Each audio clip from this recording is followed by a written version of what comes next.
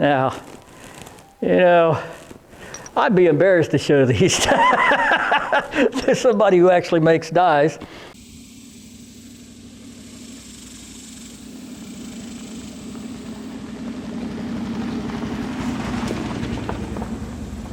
Welcome back, folks, to Random Rod Shop. Last time we were working on the inner fenders on this international pickup, and we went out and took the inner fender, you know, the one on this white one's all rusted out. We went out and got the one off my wife's grandpa's pickup, pulled it off, 2 hours worth of work, and when it was all said and done, it wasn't much better. So when we left, I went down the path of, okay, I know my bead roller won't do that stuff, so I guess I'm gonna have to beat it in there. So I went down the path of, you know, making a pattern. All right, that's the shape of the flat part of that. Let me twist that around here. All right, so that's the shape of the flat part of that. And it's about a 1/2 inch tall bead roll. So I didn't have 1/2 inch plates. I put some 1/8 inch plates together. I was going down a path of making the, you know, the outer form on this, getting ready to start hammering this thing in there. And, you know, it's amazing sometimes that knowledge is important when it comes at the right time and it fills a need. So I've seen power hammers for a long time, many, you know, little ones, big ones. You know, watch Joe Martin on Iron Resurrection. The guy's an artist. Anyway, I always wanted one or build one or something, but just never got to it. Well, I happened to catch Carl Fisher, you know, Make It Custom, a couple of videos ago, I think. He made a little power hammer. And so I got the information, it was timely, I had a need, so I said, I need to make one of these things. And that's what I've been working on. And in the end, I mean, we got one. It put the bead in there, and this is pretty close to this. The die I've got made is a little bit wider than this, but it's pretty close. It's pretty close. I had a couple of difficulties. I'm kind of reminded of an aunt I had. You know, she really liked to cook, and she was always making, you know, she was independent minded.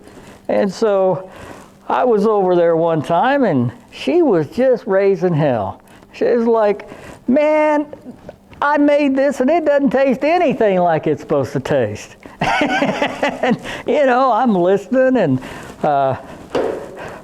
her husband, my uncle, he says, well, what do you think you did wrong? Well, I didn't do anything wrong. I followed the recipe. And he grabs the recipe and he looks at it and he said, well, did you use whole milk? Well, no, I don't like whole milk. I use skim milk. Okay. Well, it says you need to use butter. Oh, you know we don't eat butter. No, I use margarine. You know where this is going, right? So that's kind of what happened to my little power hammer.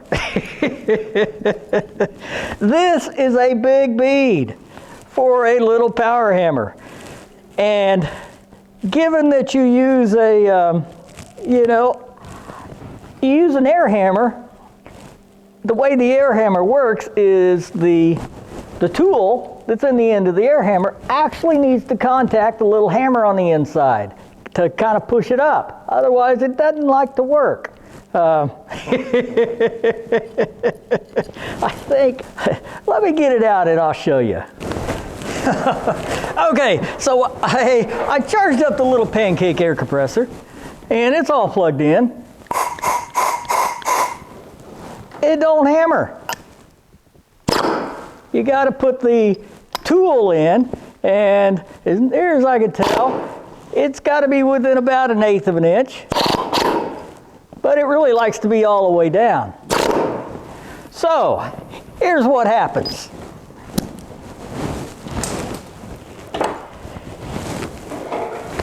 Because that is so tall, and this is 18 gauge, it's 043. You know, I probably ought to look that up just so I'm telling you right. Let me do a quick Google on what thickness that is. Okay, Google says 18 gauge is 0478. So I measured 043. I had to sand it down just a little bit, so it's 18 gauge. We'll just go with that. Anyway, so to get this 18 gauge shoved between the dies, and let me turn this around. All right, so I like Carl's idea, the way he designed this thing. I think it's just neater than hell.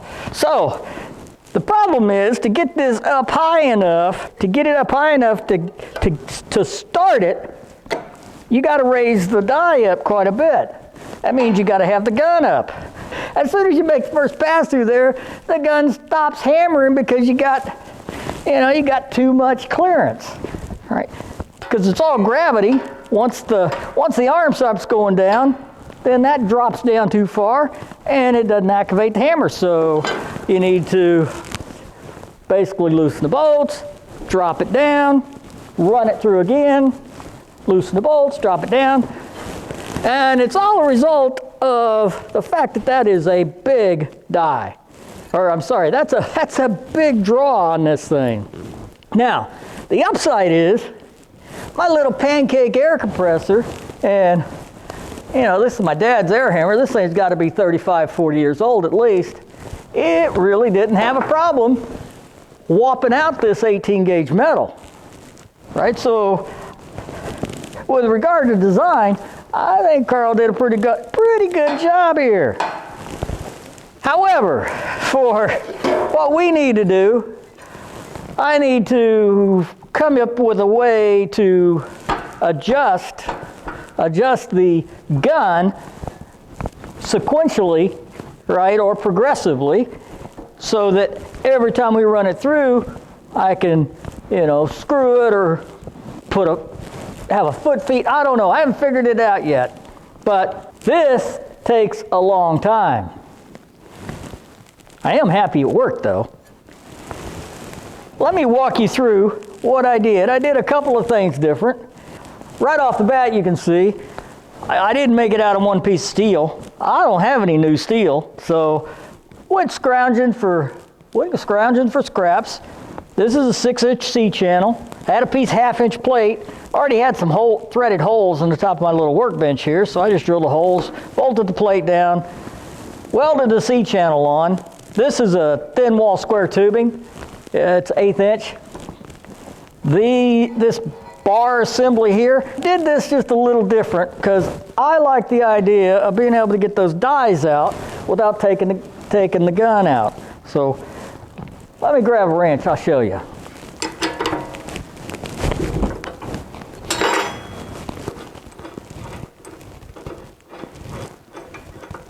Now to kind of make this work, you need a stop for this die. So I've got a stop bolted on here because my thought was down the road I make different dies. I may have to actually change where that stop is. I need some adjustability in this thing, so I made a removable stop. So every time the hammer comes down, it hits this stop right here. So it is all solid. And on the top side,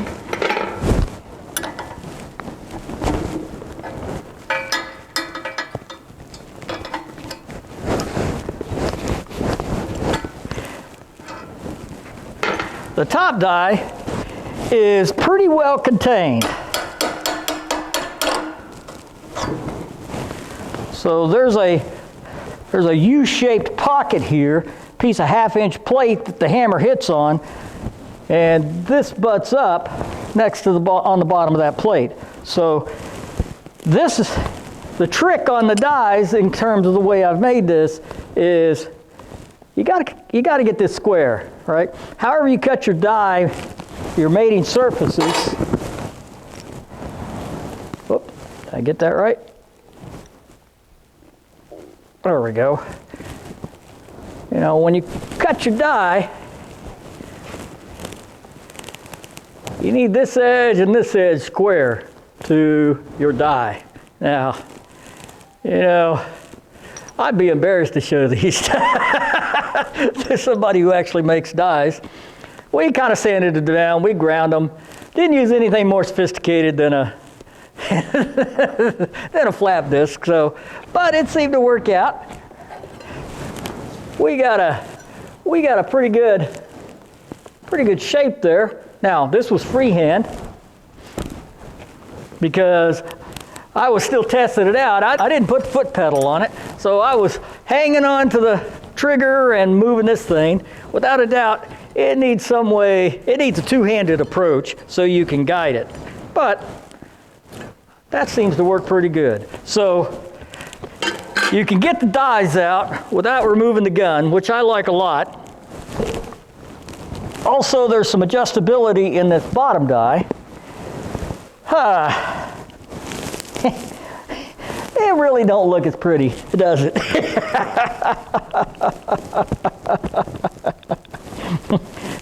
I would show it to you, but it really is annoying. You don't get anywhere fast with it because when you've got to pretty much open it up, and I bet I didn't bead this more than, I don't know, maybe a 1/16 of an inch at a time. That's a lot of passes to get a 1/2 inch bead in this thing. And primarily the time is all spent trying to get this thing to stay down until you get it. When you get it close, it works out and you can just kind of run the bead. But yeah, because these dies are so high, you know, the stack up on these things. Let me just show you this. Right. You're not just going to bend this by hand, so you kind of need to clear that bead. So your gap, when you start out, is probably 3/8 of an inch. Actually, since it's a 1/2 inch bead, it's 1/2 inch. I should have thought about that. So you got to have your dies apart a 1/2 inch to get them in there. And so as soon as it bends the metal just a little bit and frees that anvil, it quits hammering. So you got to push it down again. Okay, so like I said, we didn't get a whole lot done this time. I am happy about this. It does work, and for other stuff I got planned, this will work great. Putting a 1/2 inch tall bead in 18 gauge really isn't its forte. But I still need to make this because I still need to fix this because that still needs an inner fender. So next time, I got some ideas, but next time, hopefully I've got this set up so we can make this. And we're gonna fix that stinking rust hole there. So I appreciate you watching. Subscribe, hit the bell, you know, like, share it with your friends. Until next time, I'm Random at Random Rod Shop, and we're going to go get warm and get something to eat.